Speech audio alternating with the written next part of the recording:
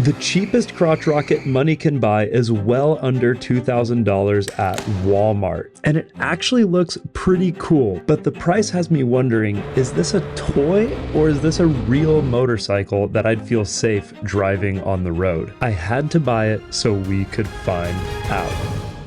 Now this new world's cheapest crotch rocket was also from Walmart, and it's only $1,350. It came wrapped in this plastic. Nothing looks too damaged. All right, let's see. We're in for another treat here. It said $150 on Walmart.com. Box already takes it down to a $225. Interesting. I guess that's all we know right now. Let's hope it has more horsepower than a Grom, but it might not. Let's get a good peek at this thing. Wow, this is a big box.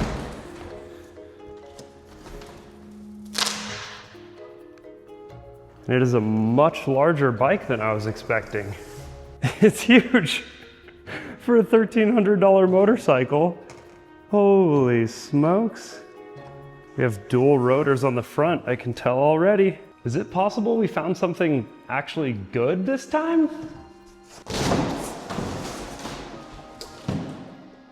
Wow. She doesn't look half bad, Batman. I wasn't excited about it being black, but it looks pretty okay.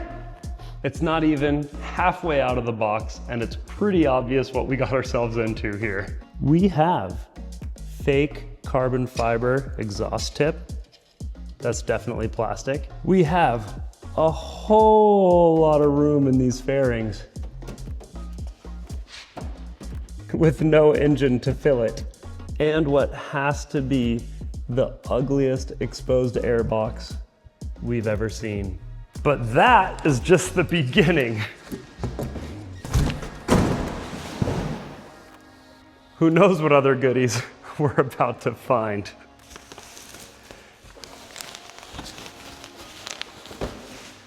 This is actually the best packaging I have seen from any of my Walmart bikes. Every bike I've gotten from Walmart has like bent steel touching the plastics already, but this thing, you can see everywhere it might touch has this nice soft padding, and the crate is entirely intact and looks quite strong. So we might not have any damage from shipping here, which would be pretty sweet, but let's crack it open and find out.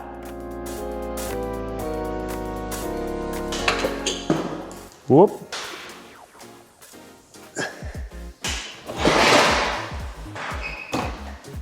This thing came pretty well put together. It already even has the windscreen on, which is pretty uncommon. Let's see the quality of these grips. Very plasticky buttons, everything moves around a lot. It's not terrible. Generally speaking, the more expensive the motorcycle, the nicer everything is that you directly interact with, which gives you a much nicer feel, right? Like if your brake levers feel good, if your blinkers feel good, it just gives you this confidence. And it's not that much more expensive to get these nicer things on a cheap bike. Obviously, the cheapest part of this bike is the motor, and that's why it's, well, so cheap. But also when you super cheap out on grips, it makes the whole experience kind of terrible. And this doesn't feel all that bad. The last thing you want, especially when you're on the street, is to not feel safe. And being low on power already makes you feel a bit unsafe. So let's hope the brakes are good and the grips feel solid. The display's easy to see. Fingers crossed all these aspects of this bike are good, because I know being slow is gonna feel a little bit sketchy on the street. Now, what do we have in our goodie box? The bike is so put together, I really don't know what could possibly be in here, besides a manual, hopefully. We're looking at, oh, mirrors. Mirrors and hardware for the mirrors. That's the only thing that isn't currently attached to this bike. That's kind of crazy. This thing comes set up, man. The instructions cover a huge variety of motorcycles, and most of them look like fake Groms. And that's a little bit concerning because I've driven one of those before and they're very slow. Like very slow. And this is going to be a lot heavier than that. Oh boy. And it has the smallest little carburetor you could even imagine. Look at that thing. That is smaller than my Temu 110s. Look at that. My hand for scale. Same carburetor on the larger 110. Another big concern. Yikes. You can see it's air cooled, of course, but we do have dual rotor front brakes, a single rotor in the rear, but it has a pretty beefy caliper. So I think braking wise, it's going to feel pretty safe on the street, which is incredibly important. The instructions are so widespread, they don't actually say how to set up this bike, but I think we can figure this out pretty dang easy. This bolt must go there.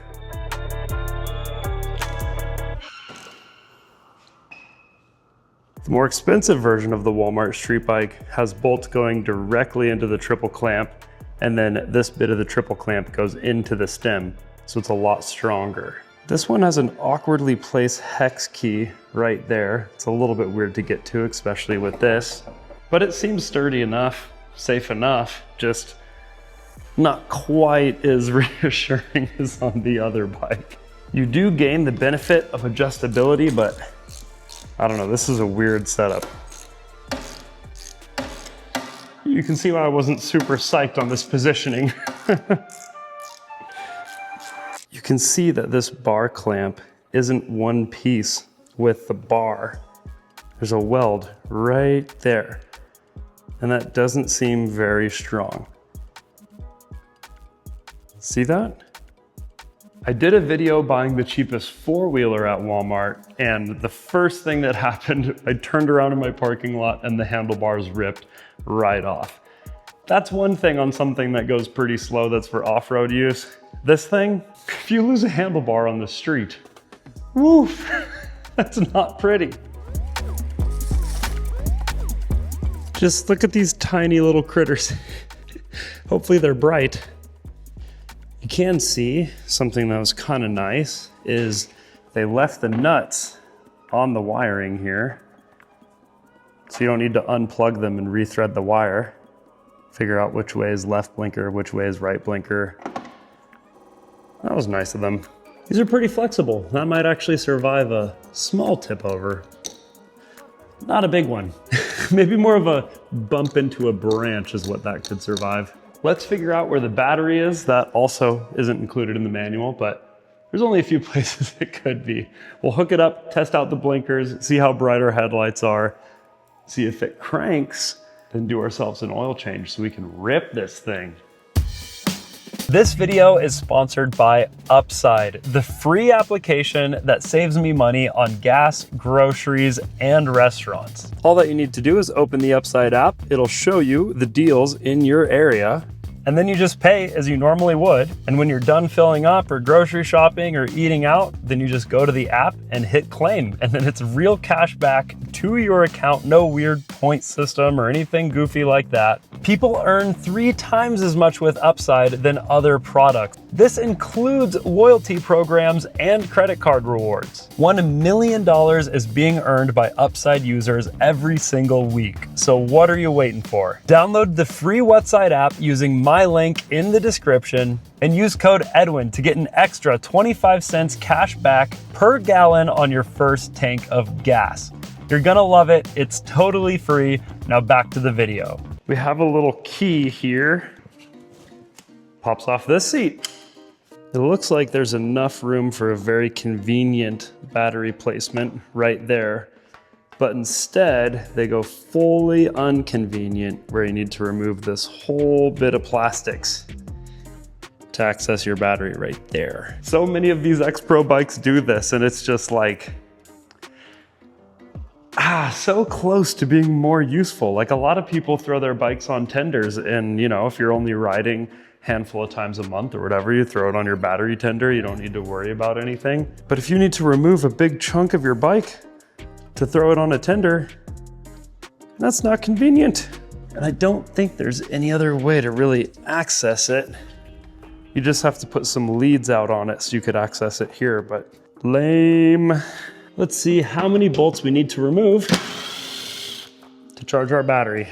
There's 2, here's 3.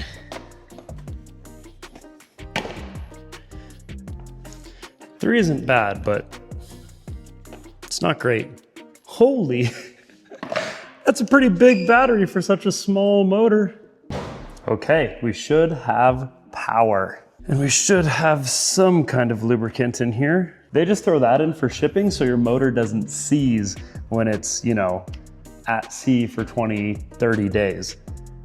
Not supposed to actually run your motor with that in, but we'll still crank it to make sure everything works before we put our plastics back on. Okay, so you do have a little storage part here that you could keep your registration, insurance. Here we go. Good sign, good sign. 100 miles an hour. Did you see that? Oh, even more, holy smokes. Okay. We have brights. That works. Blinkers. Front. Rear. It's got a horn. And we are in neutral, so all systems are a go. Let's put our plastics back on and do an oil change. Now this is the kind of thing that I like to complain about because it seems to me like it's just bad design, not necessarily that there were any cost savings by hiding a battery like this. Of course, I'm working on the world's cheapest crotch rocket. I'm not expecting that it's going to be the greatest thing ever. I'm just expecting them to not cut corners if there's no cost savings associated with it. This had a nut on it. What the? Didn't have one of those plastic things that like keep the nut in place. It's just a loose nut on top of that piece of plastic. Basically, to pass my test, you want to be able to access your drain plug and drain the oil without it pouring on like a frame rail or any part of the motorcycle. And you want to be able to fill your oil without removing any part of the motorcycle. The filling test is passed. And the drain test, hey, would you look at that?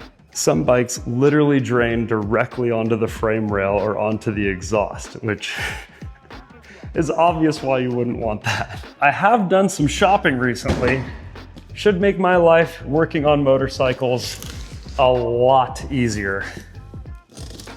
I've always been an off-road guy. I've had dirt bikes my whole life. Only recently am I getting into street bikes, and I realized if you're into street bikes, you need these. And that is because on a dirt bike, I can just use my bike jack or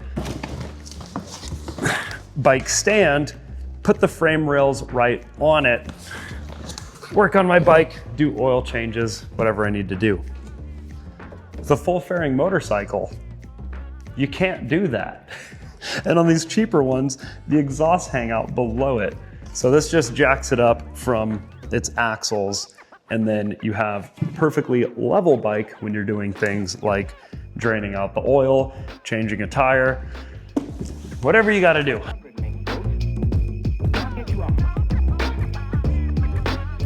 I think it just works like the way you'd think it works. Boom! Boom! There is some irony in my most legit setup being for my most unlegit motorcycle. Holy smokes, they put that on too tight from the factory. That almost looks like oil. Definitely not motor oil. It's something though. Here's another upside to real bike stands. Can spin the tires, get the air valves where I want them. I've got 2 gallons of Freshie Premium in here. See how much she takes? This might be a full 2-gallon tank. How long does that last with a 125? That's crazy. These mirrors actually have the dot stamp on the bottom, so you can tell which way they go. A lot of times, they don't. Okay, how does it feel? Not as small as I thought it might. Very plasticky, very janky. It's in neutral. Fired right up. Wow. Fuel gauge still says empty. Okay, the fuel gauge didn't take too long to catch up. If 2 gallons is half a tank on a 125, that's pretty nuts. Also, it has a choke. Oh, it was on. This thing is so quiet. Such a small little engine. I think this is also quieter than the 110s, which makes sense. It has a full-size muffler. Wow. This throttle has so much throw until it engages. Okay.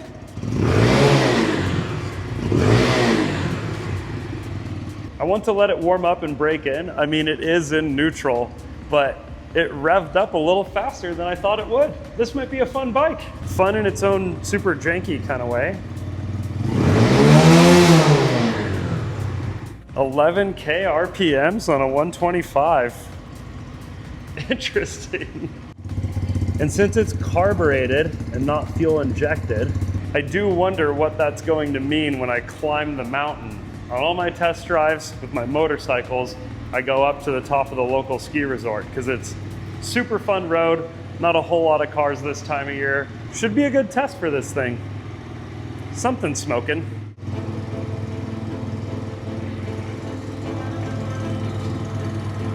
It's just the exhaust, no big deal. They coat it with stuff so it doesn't rust, just like a lot of the other parts of this bike, so that'll burn off quick. I guess I need to go get my moto gear and we gotta try this thing out. This is kind of weird. We have a little rubber grommet here that goes in the fender, and that is an attempt to keep your brake line from rubbing on your front tire. Never seen anything like it before. It'll work maybe, but it's kind of janky.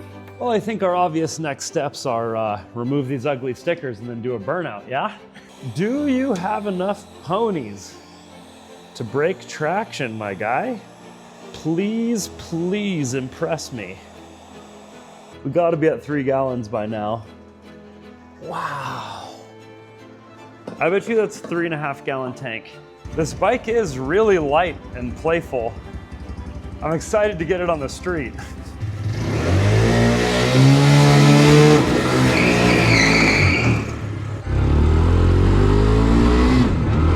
It was finally time to shred, and I still somehow haven't figured out how to get good audio from my helmet. Ain't nobody want to listen to the trash I recorded, but right here I was talking about how the first thing I noticed about this bike is it's insanely bumpy. Like, I don't think the wheels are even round level of bumpy. That camera was with the stabilization turned on. Now I'm comparing driving this thing on a perfectly flat road to being on a trampoline, and then I decided to slam it into top gear and see how fast I could go.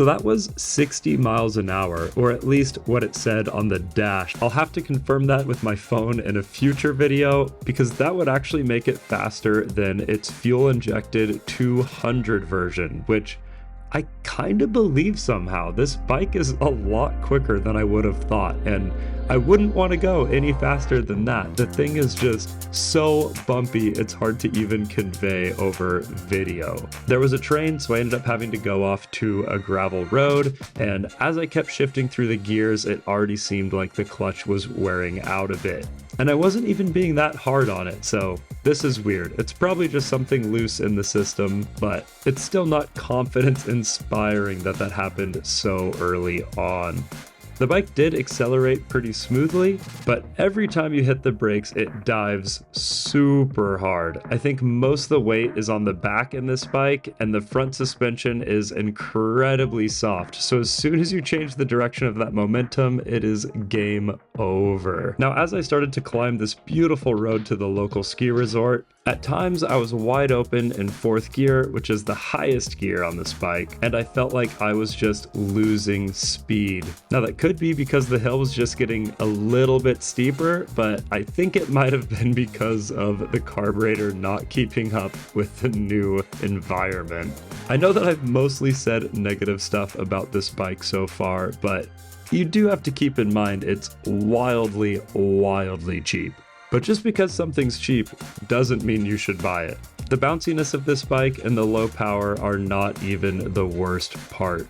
The seat is just super, super high, which makes it incredibly uncomfortable to ride. Even if I was a much shorter rider, you just don't want your butt that high up above your hands. It's a super uncomfortable position. It really raises your center of gravity. And I just have no idea why they did it like that. It's incredibly uncomfortable to ride and just very slow. I'm gonna pull over for the car behind me on a motorcycle. That's how slow this thing is. Normally, crotch rockets aren't pulling over for commuters in a Hyundai, but we're doing it today.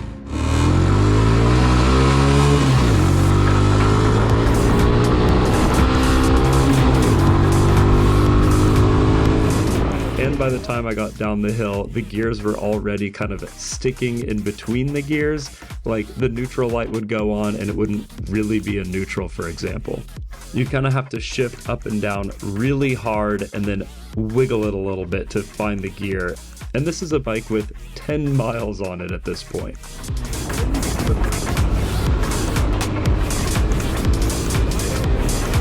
But anytime you're on a motorcycle is a good time. Would this be my first choice? No, but we still haven't answered the most important question. Can this thing wheelie?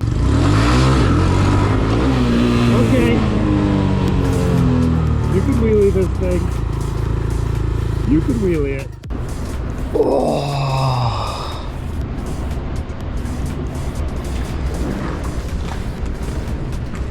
Oh. Okay, I've only ridden it once, but I can say with certainty, don't buy that bike. Unless you're very small and you want to do a lot of fiddling. Holy smokes. There's no adjustment in the rear, no adjustment in the front, and it is the worst riding position. Your butt is just so high. No. I really think the wheels aren't round, that's how bouncy it is. So, just know. But we do have 3 more bikes coming up, and I'm going to give one away for free. It's not like a thing you have to pay for. So subscribe to learn more about that, and we'll see you on the next one.